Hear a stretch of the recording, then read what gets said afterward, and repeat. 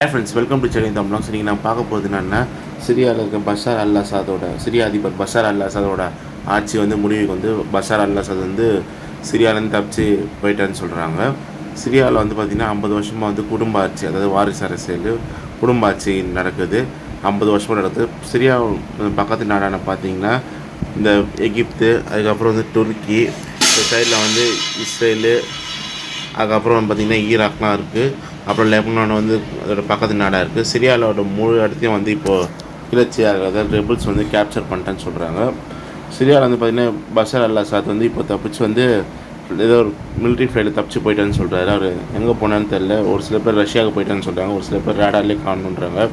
இதான் வந்து Bashar அல்லாத்தோட family photos. இது வந்து பார்த்திங்கன்னா பஷார் அல்லாத்தோட அப்பா, அண்ணனுங்க, அப்புறம் ஒரு தங்கச்சி இருக்காங்க அவங்களுக்கு. இது வந்து பஷார் அல் அசாதோட அப்பா ஹஃபீஸ் அல் அசாதோட அவரும் ஒரு பிரசிடென்ட் அந்த சிரியாவில் 1971 வந்து 2000 வரைக்கும் இவர் பிரசிடென்ட் இருந்தார். அதுக்கப்புறம் வந்து பஷார் அல் அசாத் வந்து 2000 இப்போ வரைக்கும் அவர் பிரசிடென்ட்டாக இருக்கார்.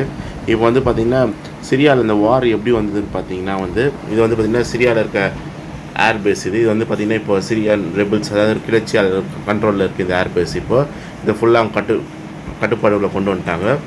அவர் தப்பிச்சு போனதுனால இப்போ வந்து சிரியா ஏர்பேஸ் ஃபுல்லாக வந்து இப்போ ஏர்பேஸு மிலிட்ரி பேஸ் ஃபுல்லாக சிரியாவோட ஏர்பேஸு மிலிட்ரி பேஸ் ஃபுல்லாக வந்து இப்போ கிளர்ச்சியாளர்கள் கண்ட்ரோலுக்கு வந்துடுச்சு. அதாவது வந்து பார்த்திங்கன்னா ரெபிள்ஸ் கண்ட்ரோலுக்கு வந்துடுச்சு. இங்கே பாருங்கள், சிரியாவில் வந்து பார்த்திங்கன்னா 50 வருஷமாக வந்து இந்த குடும்ப அரசியல் நடந்துகிட்ருக்கு. 1971 இங்கே பாருங்கள், இது வந்து பார்த்திங்கன்னா சிரியாவோட பிரசிடென்ட் பஷார் அல் அசாதோட அப்பா ஹஃபீஸ் அல் அசாதோட சிலைகள்லாம் அங்கே நிறைய வச்சுருக்காங்க. அதே மாதிரி பஷார் அல் அசாதுக்கும் நிறைய சிலைகள் வச்சுருக்காங்க. இந்த சிலைகள்லாம் கிளர்ச்சியாளர்கள் உடச்சிட்டு எல்லாத்தையும் ரோட்டை இழுத்துட்டு போயிட்டுருக்காங்க. இங்கே பாருங்கள் ஃப்ரெண்ட்ஸ், எல்லாத்தையும் உடச்சிட்ருக்காங்க. இது வந்து பார்த்திங்கன்னா முன்னாடி வந்து சதாம் ஹுசேனில் வந்து பார்த்திங்கன்னா ஈராக்கில் வந்து அவரோட ஆட்சி ஆனதுக்கப்புறம் ஒரு சிலையை உடச்சி ரோட்டில் இழுத்துட்டு போனாங்க. அதே மாதிரி அசாதோட அப்பாவும் அவுட் ஃபோட்டோஸும் வந்து இது மாதிரி வெளியே வண்டிகளை வச்சு இழுத்துட்டு போயிட்டு உடச்சிட்டு எல்லாத்தையும் உடைச்சிட்றாங்க. பாருங்கள் எப்படி உடைக்கிறாங்க பாருங்கள். இது அவங்களோட சிலைகள்லாம் எப்படி உடைக்கிறாங்க பாருங்கள். இந்த கிளர்ச்சியாளர் இங்கே பாருங்கள் எப்படி சுட்டுருக்காங்க, உடச்சிருக்காங்கன்ட்டு பாருங்கள். இது வந்து பஷார் அல் அசாதோட சிலை, இது ஃபோட்டோ வச்சு அந்த இது வீடு அங்கேயும் உடச்சிட்டாங்க. இங்கே பாருங்கள் ஃப்ரெண்ட்ஸு, எப்படி உடைக்கிறாங்க, கொளுத்துறாங்க பாருங்கள் அவரோட கட் அவுட்டு பேனரெல்லாம். இப்போ வந்து பார்த்திங்கன்னா அலப்போ வந்து இப்போ ரெபிள்ஸ், அதாவது கிளர்ச்சியாளர் கண்ட்ரோலில் இருக்குது. இப்போ டமாஸ்கஸ்க்கும் அவர் கண்ட்ரோலில் வந்துருச்சு. இப்போ வந்து பார்த்திங்கன்னா இந்தியர்கள் வந்து அங்கேருந்து வெளியேற சொல்லியிருக்காங்க நம்ம இந்தியன் கவர்மெண்ட்டு. சிரியா வார் வந்து பார்த்திங்கன்னா 2011 ஸ்டார்ட் ஆனது. அந்த வார் வந்து பார்த்திங்கன்னா மொத்தம் வந்து ஒரு 7-8 வருஷம் வரைக்கும் அந்த வார் நடந்தது. 2019 வரைக்கும் அந்த வார் நடந்தது. அதில் ஏகப்பட்ட பேர் கொல்லப்பட்டிருக்காங்க. மொத்தம் வந்து கொல்லப்பட்டவங்க பார்த்திங்கன்னா 5,88,000 பேர். இதில் வந்து பார்த்திங்கன்னா ரஷ்யா, அதுக்கப்புறம் ஈரான் எல்லாம் சேர்ந்து இதில் தாக்கிட்டாங்க. சிரியாவோட அதிபர் வந்து பஷார் அல் அசாத் வந்து இந்த மாதிரி ஏர்க்ராஃப்ட் யூஸ் பண்ணி தன் நாட்டு மக்கள் மேலேயே கிளர்ச்சியாளர்கள் பாம்பு போட்டு நிறைய பேரை கொண்டு இருக்காரு. மொத்தம் ஒரு 5 லட்சம் பேர் மேலே கொண்டு இருக்காரு. அது மட்டும் இல்லாமல் அதுக்கப்புறம் பிறகு நியூக்ளியர் பாம்பு, கெமிக்கல் பாம்பை போட்டதுனால அதுக்கப்புறம் அந்த சன்னதிகள்லாம் பார்த்திங்கன்னா நிறைய உடல் ஊனமுற்றமாக பிறக்கிறாங்க. இங்கே பாருங்கள் ஃப்ரெண்ட்ஸு, எவ்வளோ பார்க்குறதே எனக்கு கண்ணில் தண்ணி வருது. அந்த மாதிரி பண்ணியிருக்காங்க. எவ்வளோ கொடூரமான செயலை செஞ்சுருக்காங்க. அந்த முடிவு தான் அவரோட ஆட்சி ஊரை விட்டு போகிற அளவுக்கு ஆயிடுச்சு. அவர் ஆட்சி இது பண்ணிவிட்டு அவர் ஊரை விட்டு ஓடுற அளவுக்கு ஆயிடுச்சு. எவ்வளோ பெரிய கொடுங்கோலாக இருந்தாலும் அவங்களுக்கு அழிவு நிச்சயம் ஃப்ரெண்ட்ஸ். கொடுங்கோலை எல்லாருக்கும் அழிவு நிச்சயம். இந்த மாதிரி கொடூரமான ஆட்சி செய்கிறாங்க, எல்லாருக்கும் அழிவு நிச்சயம் ஃப்ரெண்ட்ஸு. இது ஒரு எடுத்துக்காட்டு. இது வந்து நிறைய பார்த்துருப்போம் நம்ம. இதுக்கு முன்னாடி வந்து சதாம் ஹுசேன், கடாஃபி, அதுக்கப்புறம் பார்த்திங்கன்னா இப்போ அசாத், இந்த மாதிரி வந்து நிறைய நடந்துகிட்ருக்கு உலகத்தில். எவ்வளோ பெரிய கொடுங்கோலாக இருந்துச்சு, செய்யணும் அவங்க கண்டிப்பாக அழிவு உண்டு. அதுக்கு எடுத்துக்காட்டு தான் இந்த அசாதோட இந்த நாட்டை விட்டு தப்பிச்சு ஓடுனது. பாருங்கள் ஃப்ரெண்ட்ஸ், மொத்தம் 2004 வருஷம் வந்து அசாத் வந்து இந்த சிரியா ஆண்டிருக்காரு. நிறைய நடந்திருக்கு அவர் இதில். மொத்தம் 5,80,000 பேர் கொலை பண்ணியிருக்காங்க. அப்புறம் ட்ரோனில் கூட தாக்குதல் நடத்துகிறார். ட்ரோனில் வந்து கெமிக்கல் பாம்பு போட்டு அங்கே ஒரு 1 லட்சம் மக்களை கொண்டு இருக்கார் அவர். அதுக்கப்புறம் பார்த்திங்கன்னா நிறைய பேர் அகதிகள்லாம் நிறைய நாட்டுகளில் தஞ்சம் புகுந்தாங்க. பக்கத்தில் இருக்க துருக்கி, அப்புறம் இஸ்ரேலு, அப்புறம் ஏகப்பட்ட நாட்டுக்கு தஞ்சம் புகுந்துருக்காங்க. இங்கே பாருங்கள் அவங்களோட கேம்பெல்லாம் பாருங்கள் ஃப்ரெண்ட்ஸ். இங்கே இருக்க குழந்தைங்கள பாருங்கள், எவ்வளோ கஷ்டமாக இருக்குது பார்க்குறதுக்கு. கஷ்டப்பட்டு ரொம்ப மோசமாக இருக்குது பார்க்குறதுக்கு. எவ்வளோ கஷ்டப்பட்டுருக்காங்க இந்த குழந்தைங்கள்லாம். எவ்வளோ பேர் இந்த மாதிரி கஷ்டப்பட்டுருப்பாங்க. பக்கத்து நாட்டில் தஞ்சம் புகுந்துருப்பாங்க. ஏகப்பட்ட நாட்டுக்கு வந்து அவங்க அடைக்கலம் தேடி இருப்பாங்க. எத்தனை நாட்டுக்கு போயிருப்பாங்க அகதிகள்லாம். இவர் வந்து தன் சொந்த நாட்டு மக்கள் மேலேயே ஒரு நிறைய பேர் கிளர்ச்சியாளர்கள் கொண்டு இருக்காரு. அவங்க மேலேயே பாம்பெல்லாம் போட்டு, நியூக்ளியர் பாம்பு, கெமிக்கல் பாம்பெல்லாம் போட்டு நிறைய வேலை பண்ணி நிறைய பேர் கொண்டு இருக்காரு. இங்கே பாருங்கள் ஃப்ரெண்ட்ஸ், இதெல்லாம் ரொம்ப கொடுங்கோலாச்சு. அந்த கொடுங்கோலாச்சு முடிவுக்கு வந்துடுச்சு. அவர் வந்து இப்போ நிறைய பேர் என்ன சொல்கிறாங்க, மிலிட்ரி ஏர்க்ராஃப்ட், அதாவது வந்து மிலிட்ரி ஏரோப்ளேனில் வந்து தப்பிச்சு போயிட்டாருன்னாங்க. ஒரு சில பேர் வந்து ரஷ்யாவுக்கு போயிட்டு இருந்தாங்க. ஒரு சில பேர் எங்கே போனாங்கன்னு தெரியல, ரேடாரில் இருக்க சிக்னல் கட் ஆகிடுச்சுன்றாங்க. இங்கே பாருங்கள், ஒரு குழந்தைய வந்து அவங்க அப்பா எப்படி தூக்கிட்டு ஓடுறாருன்ட்டு. இவருக்கு சப்போர்ட் வந்து பார்த்திங்கன்னா ரஷ்யாவும் ஈரானும் தான். ரஷ்யாவும் ஈரானும் இவருக்கு வந்து படைபலம், அதுக்கப்புறம் அதாவது மிலிட்ரி அனுப்புறது, அதுக்கப்புறம் எக்யூப்மெண்ட்ஸு, அதுக்கப்புறம் இந்த பாம்பு, அதுக்கப்புறம் இந்த ஏர்க்ராஃப்ட்ஸு, நெக்ஸ்ட் இந்த பீரங்கி, இந்த ட்ரக்குங்கெல்லாம் கொடுத்து ஹெல்ப் பண்ணனால தான் இவர் வந்து வாரில் இவ்வளோ இதாக இருந்திருக்காரு. இப்போ ஏன் இவரால் ஒன்றும் பண்ண முடியல, வாரில் சண்டை போட முடியல, ஜெயிக்க முடியலன்னு பார்த்தீங்கன்னா, இப்போ ரஷ்யா உக்ரைன் வார் நடந்துகிட்ருக்கு. ஆனால் ரஷ்யா கிட்ட ஃபோர்ஸஸ் அவ்வளோ இல்லைனால இப்போ ரஷ்யாவால் இவங்களுக்கு ஹெல்ப் பண்ண முடியல. அதே மாதிரி ஈரானாலையும் இவங்களால் ஹெல்ப் பண்ண முடியல. அதனால தான் வந்து இப்போ இவர் தோற்றுட்டு நாட்டை விட்டு ஓடும்படி ஆயிடுச்சு.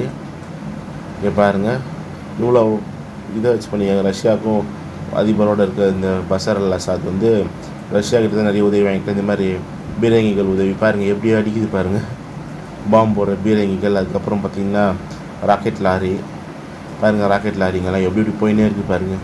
நம்ம ராக்கெட் விடுறது கூட அந்த ராக்கெட் எப்படி புஷ்ஷுன்னு போய் நிறைய இடத்துல இந்த மாதிரி அடித்து பீப்புள்ஸ் இருக்க இடத்துல இவர் திருப்பி அடிச்சிருக்காரு. இவர் இந்த வார் வந்து 8 வருஷமாக நடந்தது, இந்த சிரியா வார். ஆனால் இவர் ரிசல்ட் இந்த மாதிரி ஹெலிகாப்டரில் போய் பாம்பு போடுறது எல்லாம் பண்ணிட்டார்.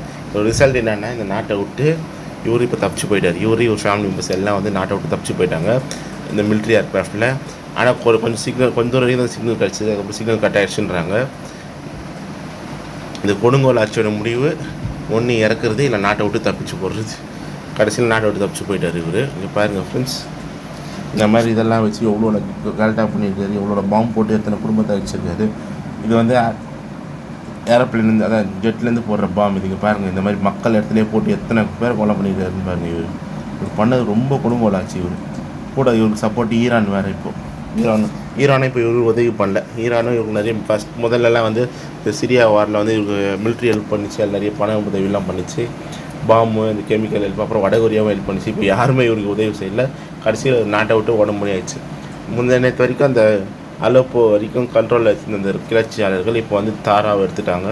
இப்போ சிரியாவின் தலைநகரமான டமாஸ்கஸை இப்போ கண்ட்ரோலுக்கு கொண்டு வந்ததுனால இவர் வந்து நேற்றே தப்பிச்சு போயிட்டார். நேற்று கொஞ்சம் தூரம் வந்துட்டாங்க, ஒரு 30% கேப்சர் பண்ணேன். நேற்று நைட்டு என்ன பண்ணிட்டாரு, ஒரு ஃபேமிலி மெம்பர்ஸ்லாம் வந்து ஒரு மிலிட்ரி ஏர்க்ராஃப்டில் தப்பிச்சு போயிட்டாங்க. ஆனால் ரஷ்யாவுக்கு போயிருக்காங்கன்னு சொல்கிறாங்க. நிறைய பேர் என்ன சொல்கிறாங்க, அவங்க போன மிலிட்ரி ஏர்க்ராஃப்டில் வந்து சிக்னல் கட் ஆகிடுச்சு, ஒரு வேலை வெடிச்சு விழுந்துருக்கும் அப்படின்னு சொல்கிறாங்க. இங்கே பாருங்கள், இப்போ ரெபிள்ஸ் தான் வந்து அந்த நாட்டை வந்து இப்போ கண்ட்ரோல் எடுத்துட்டாங்க. இப்போ கொடியும் அங்கே மாற்ற போகிறாங்களா, அதான் கிளர்ச்சியாளர்கள் கண்ட்ரோலில் எடுத்துட்டாங்க இப்போ இந்த நாட்டை. இங்கே பாருங்கள் ஃப்ரெண்ட்ஸ், இவங்களாம் கிளர்ச்சியாளர்கள். இங்கே பாருங்கள், இப்போ கிளர்ச்சியாளர்கள் வந்து இவங்க கண்ட்ரோல் எடுத்துட்டாங்க. அது மட்டும் இல்லாமல் அங்கே இருக்க அந்த ஏர்பேஸு, மிலிட்ரி பேஸ் எல்லாம் வந்து இவங்க கண்ட்ரோலுக்கு வந்துடுச்சு சிரியாவில். அது மட்டும் இல்லாமல் சிரியாவில் இருக்க மொத்த ஏர்பேஸு, மிலிட்ரி பேஸு, எல்லா பேஸும் இவங்க கண்ட்ரோலுக்கு வந்துடுச்சு. இது வந்து பார்த்திங்கன்னா ரஷ்யா விட்டு போன அந்த ரஷ்யன் ஏர்பேஸு, இது வந்து பார்த்திங்கன்னா அந்த சிரியன் கவர்மெண்ட் தான் இப்போ வச்சுருக்காங்க. இதையும் இவங்க கண்ட்ரோல் கொண்டு வந்துட்டாங்க. ரஷ்யன் வெப்பன்ஸு, ரஷ்யன் ஜீப்பு, அப்புறம் டேங்க்கு, பீரங்கிகள் எல்லாம் வந்து இருக்குது. இது கூட இப்போ இவங்க கண்ட்ரோலுக்கு தான் வந்துச்சு. இப்போ கிளர்ச்சியாளர் கண்ட்ரோல் எடுத்துட்டாங்க.